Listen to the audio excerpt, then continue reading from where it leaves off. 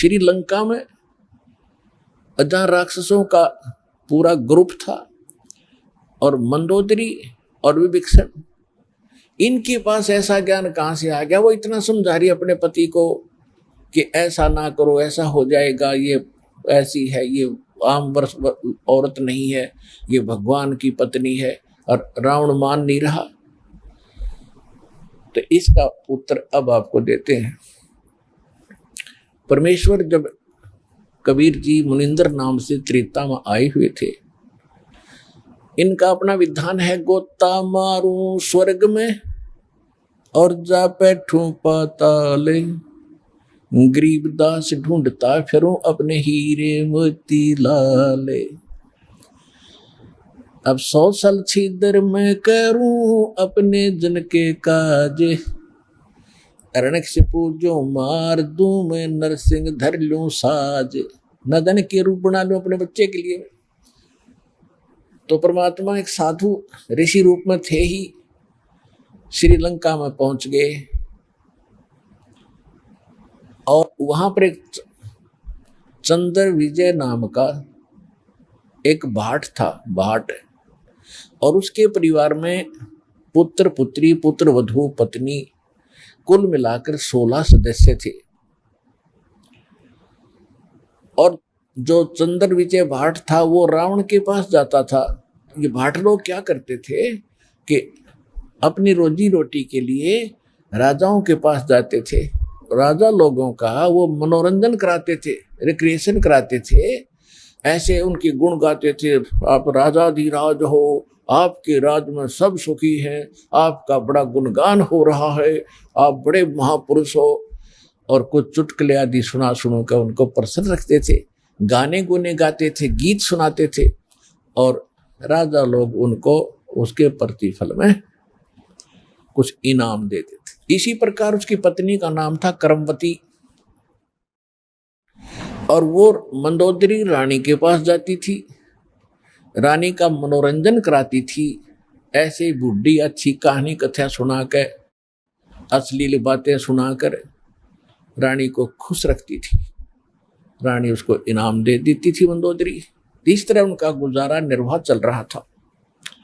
एक दिन परमात्मा उस चंद्र विजय भाट के घर से थोड़ी सी दूरी पर, पहले जंगल बहुत होते थे, यानी वन बहुत होते थे, और वनों में कहीं कहीं झोंपड़ी सी सबकी अलग अलग होती थी। एक वृक्ष के नीचे उस रास्ते में बैठ गए जहां से चंद्र विजय सुबह सुबह फ्रेश होने के लिए जाता था। और उस समय वो साधु संतों को बड़ा देखकर खुश होता था। चंद्र विजय, पिछले संस्कार होते हैं, आदमी किसी भी जाति विशेष में जन्मा है वो उसके संस्कार हैं, लेकिन जो भक्त है, भक्ति बीज पलटे नहीं, चाहे पलट जाओ ब्रह्मांड। तो भक्ति की आस्था उसके अंदर न्यारी थी। बेशक से सारा दिन बकवाद ही सुनता और सुनाता था, लेकिन भक्ति वाले लक्षण भी उसके अंदर विद्वान थे।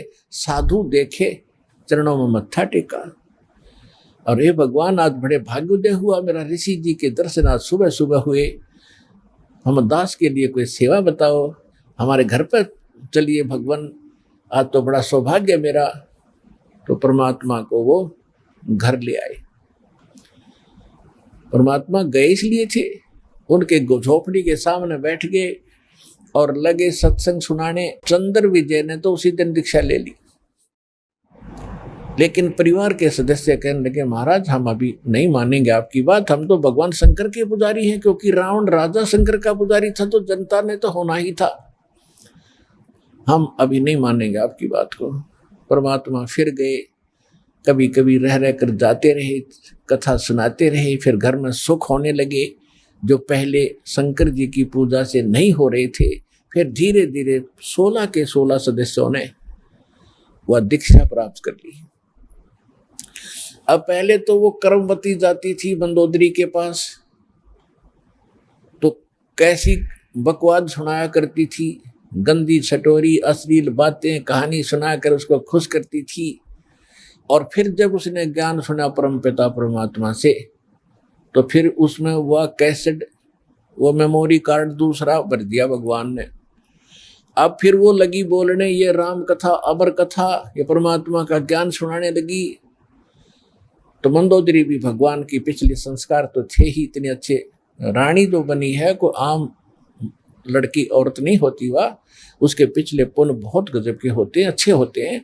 लेकिन आगे वो पिछली बैटरी जो चार्ज है वो खराब कर रही होती है, जब तक आगे चार्जर शास्त्र अनुकूल साधना का नहीं लगता है तो वो डिस्चार्ज एक दिन होनी है बैटरी। तो जिस कारण से भी उसके अंदर तड़फ थी, तो मंदोदरी कहने लगी है कर्मवती, तेरे अंदर तक गोबर भरा था सारा, और तू तो सारी बकवास सुनाया करती थी। और ये अच्छी बातें तेरे अंदर किसने फीड कर दी? मैंने उस आदमी का नाम बता। तेरे को तो सुधारना बड़ा मुश्किल था, तू आज इतनी बढ़िया बात बता भगवान के सत्र की। मैंने ये बता किसने भरा तेरे अंदर ये अच्छा माल? तब उसने बताया कि हमारे घर एक ऋषि आते हैं, उनका नाम मुनिंद्र जी है और बहुत अच्छी कथा सुनाते हैं। उनके मुख से सुन लेगी तो रानी आप तो गदगद हो जाओगी।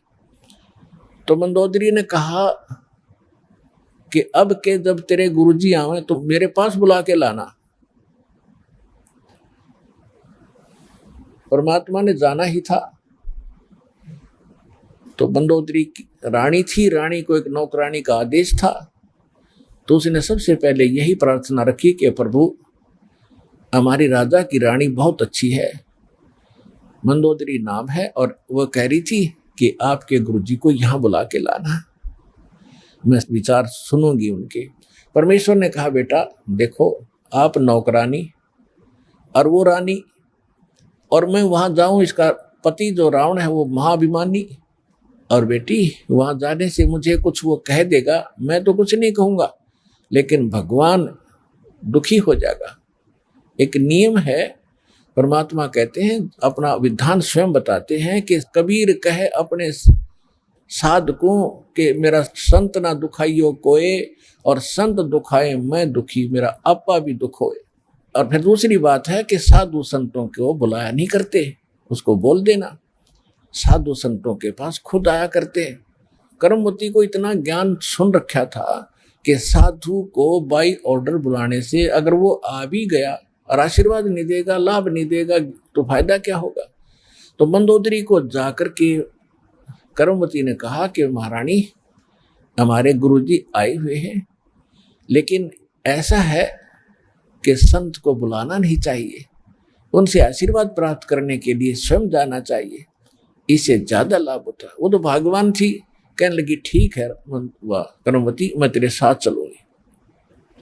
वो रानी स्वयं आई, मालिक के दर्शन किए, ओए होए, कहते हैं साधु दर्शन राम का और साहेब आवे याद, और लेखे में वाहे गड़ी बाकी का समय बर्बाद। फिर कहते हैं साधु दर्शन राम का मुख पर बसे सुहाग, और दर्श उन्हीं को होते हैं जिनके पूर्ण भाग है। मंदोदरी के पूर्ण भाग थे भगवान मिले, परमात्मा का ज्ञान सुना, कुछ कर्मवती से सुन रखा था मंदोदरी ने, और फिर भगवान के मुख से सुना तो जल्दी असर हो गया। दीक्षा की प्रार्थना की, मालिक ने दीक्षा दे दी, शिक्षित हुई। उसके बाद उसने कथा सुनानी शुरू की अपने पति से। स्वाभाविक होता है अगर पति को ज्ञान होता है तो सबसे पहले वो चाहता है मेरी पत्नी माने, इसका भी कल्याण हो। दुर्भाग्य है वो ना मानती, उसके कर्म उसके साथ हैं। फिर सोचता है मेरे बच्चे भी इस मार्ग को ग्रहण करें, ठीक है। मंदोदरी ने इसी उद्देश्य से रावण से कहा कि जी ऐसे ऐसे एक बड़े महापुरुष आते हैं और भगवान शंकर से भी ऊपर बहुत बड़ी शक्ति बताते हैं, साधु संत झूठ नहीं बोलते होते।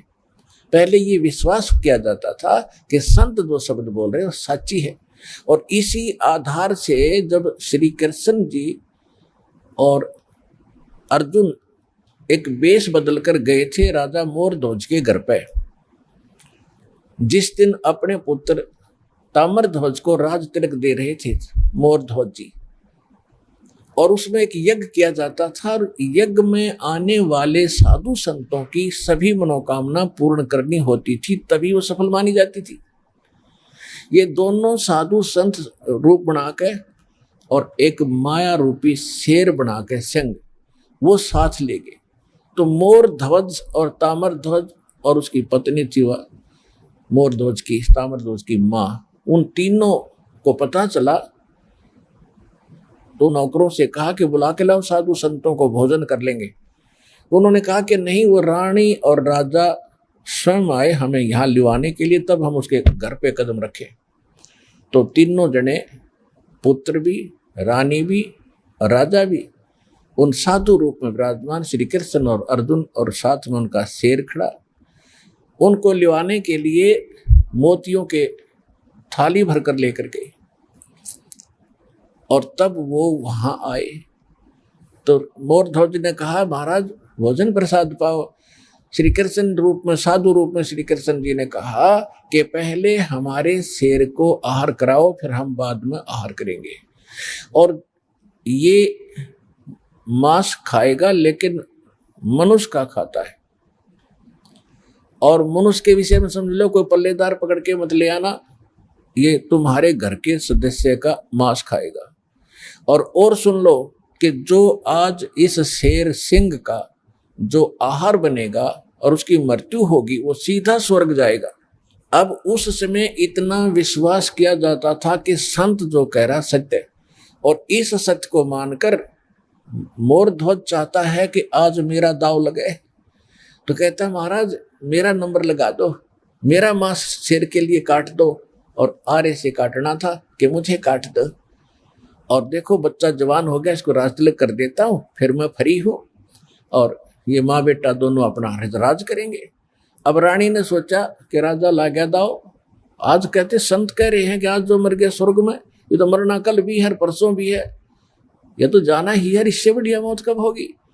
तो अब उन्होंने आपस में एक ये कहते हैं लालच करे तो ऐसा करे। रानी ने कहा, देखो जी व्यवहार की बात है, मैं पति भरता पत्नी हूं, और मेरे से पहले मेरा पति की मृत्यु होगी तो मेरा कोई जीवन नहीं है। मेरा काम पूरा हुआ, इनको संतान की आवश्यकता थी, संतान इनको दे दी, ये बच्चा जवान हो गया, इसका विवाह करो। खाना बनाने वाले इनके पास नौकर हैं, और लड़का अभी बालक है, आपकी गाइडेंस की इसको जरूरत है राजकाज में, और मेरा काम पूरा हुआ, मेरा नंबर लाओ जी। अब उनको पक्का पता था कि जो साधु करे सच्ची है, तो उस समय इतना विश्वास था। फिर ताम्र ध्वज ने खुद कहा कि नहीं जी, मैंने आपकी सेवा क्या की आज तक, तो आपने पाला ही पोसा हूं, मेरे ऊपर आपका भार बना हुआ, आपके स्थान पर मैं अपना मांस दूंगा, शेर को अपनी जान दूंगा। तो कहने का भाव ये है कि पुण्यात्माओं, साधु संतों के वचनों पर विश्वास किया जाता था। इसी आधार से परमात्मा ने तो मंदोदरी को कहा था कि तुम्हारे शंकर से ऊपर एक और परम शक्ति है, ये तो नाशवान है, इनके द्वारा दिया गया जो सुख है अक्षीणिक है, ये आपके प्रारब्ध के कर्म को नहीं काट सकते। मंदोदरी ने सारी सच्ची मानी, क्योंकि साधु कह रहे थे, दूसरी बात नहीं, फिर बात खत्म होगी। ये तो बात कोई बताने वाला मिलता ही नहीं था उस समय, तो ये सारे नकली थे, उनकी बातों को हम ऐसे ही दृढ़ता से मानते रहे। अब मंदोदरी ने फिर वो लंकापति रावण को सुनाना चाहा। रावण के अंदर तक गोबर भरा था, अहंकार शक्ति का, शंकर भगवान की पूजा करके सिद्धियां प्राप्त कर रखी थी, और मांस खावा शराब पीवा उसके यह अच्छी बात कैसे स्वभाव है। तो वो कहने लगा कि ए मूर्ख, तो शंकर भगवान से ऊपर मानती है, देख मेरे क्या ठाठ करा की है, 1 लाख मेरे पुत्र हैं, 1.25 लाख मेरे नाती हैं, और देख सोने की लंका बना रखी है, अरे क्या देगा तुझे वो भिखारी। मंदोदरी ने बहुत कोशिश की, पर बुद्धि भ्रष्ट के बाद पल्ला पड़ी नहीं। फिर मंदोदरी ने कहना ही बंद कर दिया। उसके बाद फिर क्या होता है कि उसने सोचा तर और कोई मेरी चर्चा सुनने वाला नहीं, ये ऐसा ज्ञान है इंसान दूसरे को सुनाए बिना रह नहीं सकता। तो उसने अपने देवर रावण के छोटे भाई विभीषण से समझाया ये ज्ञान, और विभीषण ने ये ज्ञान स्वीकारा, और विभीषण ने भी परमात्मा से दीक्षा ली और वो भक्ति की।